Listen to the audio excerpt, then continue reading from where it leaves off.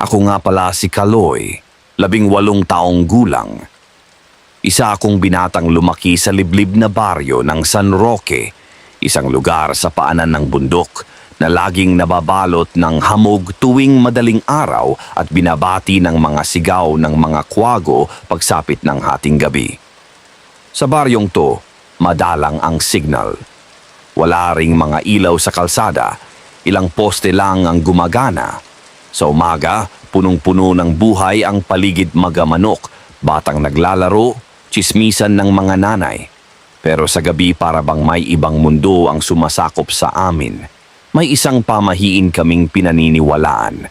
Huwag kang titingin sa mata ng kabayo sa gubat. Noong una, akala ko'y kwento lang ito ng matatanda para takutin kami. Pero isang gabi ng bagyo habang ako'y pauwi mula sa kabilang baryo, nakita ko ang tinutukoy nilang kabayo. Matangkad, maitim, mataas ang mga paa at ang katawan nito ay tila masyadong mahaba para sa isang normal na hayop. At ang mata nito pula, nagniningas at nakatingin diretso sa akin. Hindi dapat ako naroon ng gabing iyon. May bilin na si nanay. Huwag kang gagabihin sa gubat ng tabon, lalo na kung ulan ay papalapit. Pero kailangan kong maghatid ng gatas kay Mang Lucio sa kabilang baryo. May sakit siya't di makalakad. Ako lang ang pinakabata't maliksi, kaya ako ang laging inuutusan. Dala ko ang aking flashlight at isang lumang payong. Walang kasabay. Ang ulan ay unti-unti nang bumabagsak. Bawat yabag ko sa masukal na daan ay may kasunod na kaluskostila pa may ibang paarin na sumusunod sa akin. Noong una, inisip ko lang na baka daga o kaya langgam na nadadaanan ko lang. Pero nang magsimulang mag-iba ang ihip ng hangin, nang magdilim ang paligid kahit may ilaw pa sa langit, napahinto ako. Doon ko siya unang nakita. Tumayo siya sa ilalim ng punong narra, mga 5 metro ang layo. Maitim, may buntot. Nakatingin lang siya, hindi gumagalaw, hindi nagsasalita. Pero sa presensyang dala niya, para akong nabalot ng yelo. Hindi ako makagalaw. Tumingin ka sa paa, bulong ng matandang albularyo sa isip ko. Hindi tao yan kung baliktad ang paa. Dahan-dahan kong inilawan ang kanyang binti. Ang mga paa nakatalikod, baliktad. Hindi siya to at hindi siya kabayo. Tikba lang. Napaatras ako. Tinakbo ko ang pabalik na daan. Hindi ko na ininda kung mababasa man ako ng ulan, basta makalayo lang ako roon. Pero hindi lang basta takot ang iniwan niya sa akin. Dahil pagka-uwi ko, nagsimula na ang bangungot. Gabi-gabi, pareho ang panaginip tumatawid ako sa gubat at palaging may kabayong nag-aabang sa dulo ng daan. At sa bawat panaginip, papalapit ito ng papalapit. Hanggang isang gabi, pagising ko, may putik na sa paanan ng aking kama, mabaho, basa, at may marka ng kabayo. Hindi ko na alam kung nananaginip pa ba ako o gising, pero isang bagay ang sigurado hindi ako titigil hanggat hindi ko nalalaman kung anong gusto ng nilalang na yon. At bakit ako? Kailangan ko nang bumalik sa gubat. Hindi para tumakbo, kundi para lumaba. Kinabukasan, sinimulan ko ang paghahanda. Dinalaw ko si Aling Tersing, ang matandang manggagamot sa aming baryo. Ibinigay niya sa akin ang isang pulseras na gawa sa buhok ng kabayo pangontra raw sa pagkabaliw at isang bote ng itim na langis na mula pa raw sa sinaunang ritual. Bago ka pumasok sa gubat, Kaloy, aniya, alamin mo muna kung anong utang ng ninuno mo sa nilalang na yon. Dahil ang tikbalang hindi lang basta hayop, isa siyang tagapangalaga ng sumpa. Wala nang atrasan, bitbit ko ang pulseras mula kay Aling Tersingisang pinilakang lubid na may nakapulupot na buhok ng kabayo. Sabi niya, yun lang ang pipigil sa tikbalang na pasukin ang aking isipan.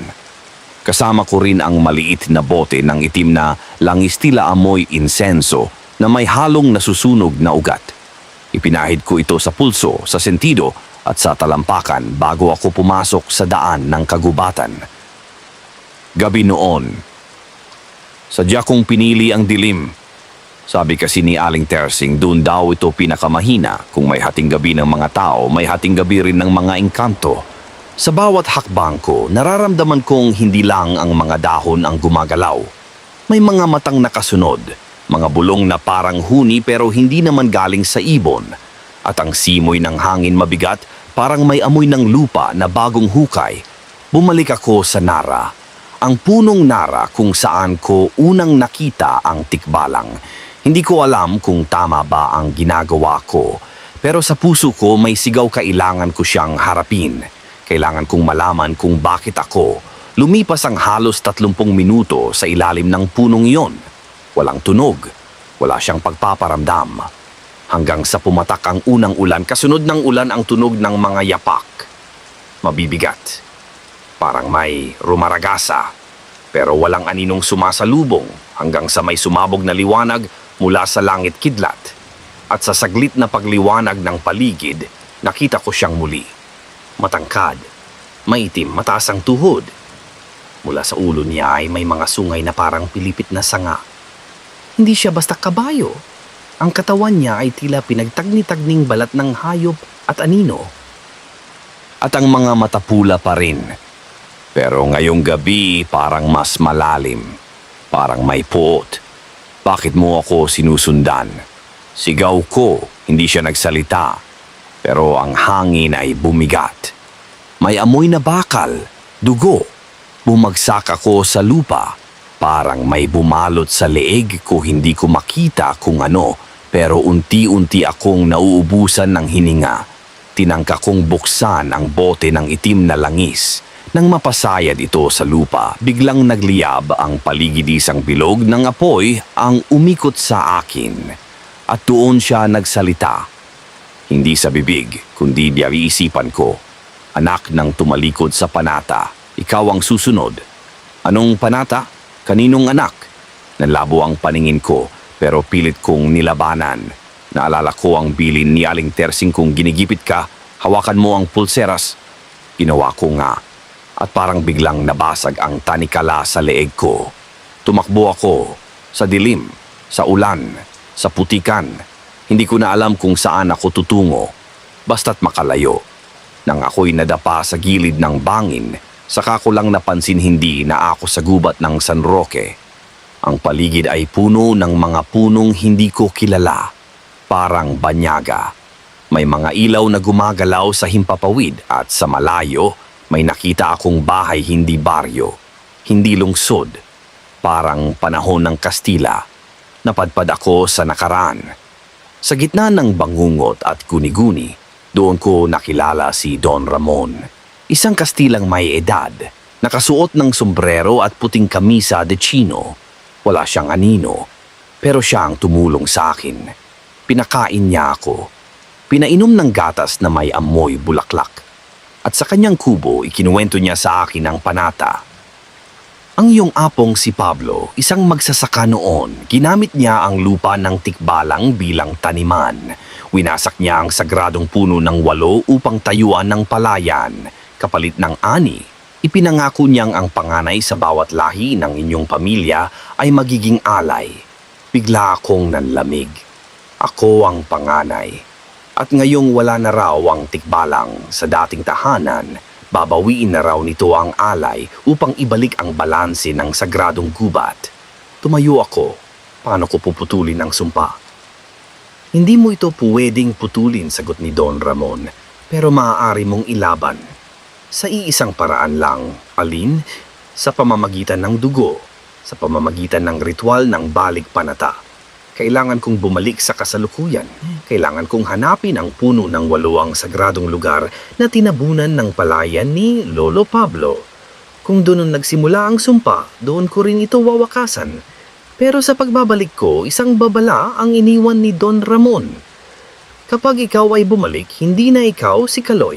Isa ka ng tagapagdala ng panata. At pagsapit ko sa baryo, doon ko lang natuklasan. Wala na ang aking bahay. Wala na ang baryo ng San Roque. Ang buong lugar ay natabunan ng makapal na kagubatan, hindi naggubat ng tao, kundi gubat ng mga nilalang. At sa gitna nito, ang punong narangayoy na balot ng putit-pulang tela, tila altar, at sa ilalim nito may batang lalaki at kabayong nag-aabang sa aking likuran. Ako si Kaloy. At wala na ang baryo ko. Ang San Roque ang baryong kinagisnan ko ay nilamon ng gubat. Pero hindi ito basta gubat. Hindi na ito kagubatang alam ko. Ang hangin ay may halong abo. Ang lupa ay parang palaging basa ng dugo. At sa bawat gilid ng mga punong nagtatayugan may mga matang nakasilip. Malalaking mata, itim, walang puti. At sa gitna nito nakatayo ang Nara. Hindi na ito basta puno. Isa na itong dambanang may putit pulang tela, mga kandilang hindi nauubusan ng sindi at isang lumang altar na yari sa batong itim. Sa paanan ng puno may batang lalaki na kaupo, nakayuko, hubad, at sa kanyang likuran nandoon ang tikbalang. Mas malaki na siya ngayon, halos kasing taas ng Nara. Ang katawan niya ay tila pinagdugtong-dugtong na laman, may nanlilisik na pulang mata, at bawat kilos niya ay may kasamang lagitik ng mga ugat at butong bumubuk at sumasara. Hindi siya nagsalita, pero naramdaman ko ang kanyang poot. Binalik mo ako, sabi ko. Ang batang lalaki sa paanan ng puno ay lumingon. Ako yon. Bata ako. Yung ako bago pa ang lahat ng ito. Nakasuot ng lumang tsinelas, may pilat sa tuhod at may basang pawis sa noo. Isa lang ang naiintindihan ko sa tagpong ito. Binalik ako ng tikbalang sa simula upang ilantad ang unang utos ng panata na sa tuwing ipapanganak ang isang panganay, sinisimulan muli ang uting. Isinilang akong may marka sa batok isang bilog na may tila 3 patayong guhit. Palatandaan ng sinumpang lahi. Anong gusto mo? Sigaw ko sa tikbalang. Tumigil ito. Tila pinakikiramdaman ako. Lumapit siya mabagal, mabigat ang bawat hakbang nang siya'y nasa harapan ko na. Yumuko ito't inilapit ang mukha. Hindi ako gumalaw. Halay. Panata.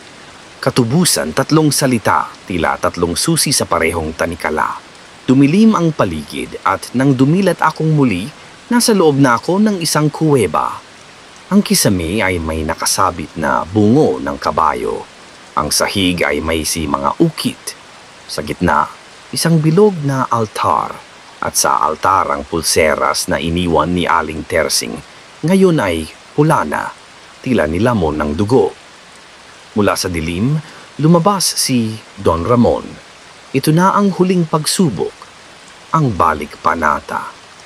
Upang matapos ang sumpa, kailangang putulin hindi ang katawan ng tikbalang, kundi ang ugat ng panata, ang takot. Sa mga salitang iyon, bigla akong nilamon ng liwanag. At muli, naroon na ako sa baryo, pero panahon ng lolo ko. Nakita ko si Lolo Pablo. Bata pa, may hawak na itak sa kanyang harapan ng tikbalang, mas payat. Matawang anyo. Nagsusumamo ito, sinasambit ang wika ng sinaunang engkanto. Huwag mong sirain ang punong 8, doon kami ipinapanganak. Pero hindi siya pinakinggan. Pinutol ni Lolo Pablo ang puno. Doon nagsimula ang tagumpay ng baryo. Umaani sila ng sobra, pero sa bawat ani may batang nawawala. May mga nawala sa gubat. At sa tuwing may pinapanganak na panganay, may pagkabalisa. Ako ang bunga, at ngayon ako rin ang wakas. Binalik ako sa kuweba. Ang tikbalang ay naroon, galit, sugatan. Pero hindi siya lumalapit, parang may hinihintay. Sa huling pagkakataon, nilapitan ko siya. Wala akong dalang armas, wala akong langis, wala na ang pulseras. Tinitigan ko siya. Diretso sa mata, sabi ng matatanda, kapag tumingin ka sa mata ng tikbalang, makukuha niya ang iyong kaluluwa. Pero hindi iyon ang nangyari. Nakita ko sa kanyang mata ang kabuuan ng aming kasaysayan, ang lungkot, ang pagkakait, ang kataksilan ng tao sa mga nilalang ng kagubatan, at higit sa lahat ang paghihintay. Sa loob ng mahigit 100 taon, naghihintay siya ng isang Kaloy na makikinig. Hindi upang patayin siya, kundi upang patawarin siya. At sa gitna ng katahimikan ng kuweba, hinawakan ko ang kanyang kamay. Malamig. Mabigat. Pero totoo, hindi kita alay. Ako ang pagbabago. Doon siya sumigaw. Hindi ng galit, kundi ng pagbitaw. Umalingaw-ngaw ang tunog sa buong kuweba at ang mga ukit sa lupa ay nagsimulang magliyab. Ang kisame ay nabiyak at sa liwanag na lumabas mula sa kanyang katawan, nakita ko ang unti-unting pagbura ng marka sa aking batok. Nawala ang panata at sa muling pagbukas ng aking mga mata, nasa gubat ako. Sa kasalukuyan sa harapan ng Nara, pero iba na ang paligid. Nandoon muli ang baryo. Naririnig ko ang tawanan ng mga bata, ang tsismis ng mga nanay, ang palahaw ng mga manok. Tumingin ako sa aking batok gamit ang salamin ng cellphone, wala na ang marka. Wala na ang tikbalang. O baka nasa paligid pa rin siya. Hindi na bilang halimaw, kundi bilang tagapangalaga sa gilid ng Nara, may lumang pulseras na puti. Tinahina, parang wala nang bahid ng dugo. Ngunit sa ilalim ng puno may bagong sulat. Isang pirasong papel. Ang panata ay naputol, ngunit ang alaala ay hindi. Huwag mong hayaang maulit muli. Don Ramon, kung may utang tayo sa kalikasan at sa nilalang na hindi natin nauunawaan, huwag nating bayaran sa pamamagitan ng dahas kundi sa pag-alala, sa paggalang at sa paninindigan. Kwentong ito ay paalala na sa bawat alingaw-ngaw ng kabayo sa gabi, baka hindi ito paanyaya ng takot kundi ng katotohanan.